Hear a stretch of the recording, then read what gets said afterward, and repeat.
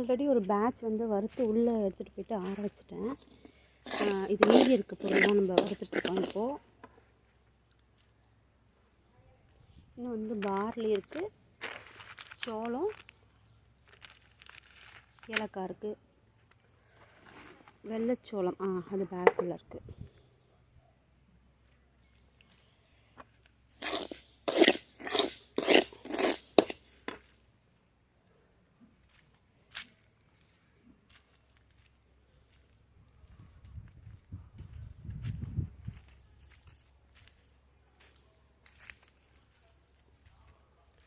இப்போ பாருங்கள், ஆல்ரெடி இந்த சொரக்காய் வந்து நான் ஷார்ட்ஸில் அப்லோட் பண்ணியிருப்பேன்.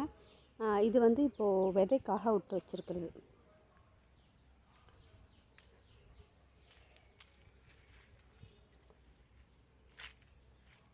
இது இங்கே ஒன்று இருக்குது. இது ஆல்ரெடி வந்து பறிக்கிற ஸ்டேஜில் தான் இருக்குது.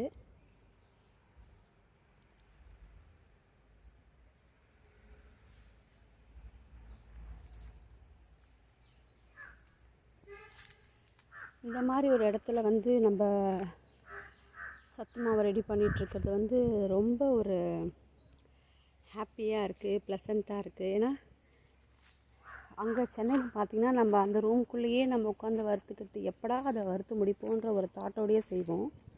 இங்கே வந்து அந்த மாதிரிலாம் கிடையாது.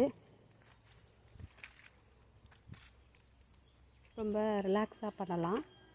எல்லாத்தையும் வறுத்து வச்சிட்டோன்னா நம்மளுக்கு எப்போ வேணுமோ அப்போ நம்ம வந்து கிரைண்ட் பண்ணிக்கலாம்.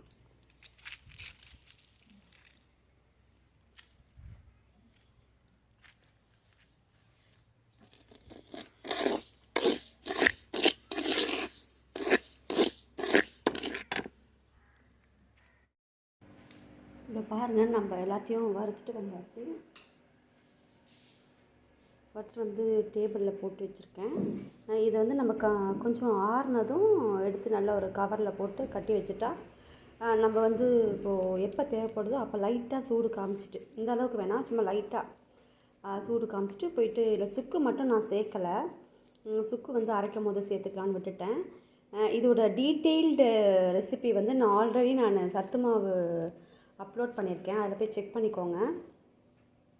எப்போ நம்மளுக்கு தேவைப்படுதோ அப்போ வந்து நம்ம அரைச்சி வச்சுக்கலாம்.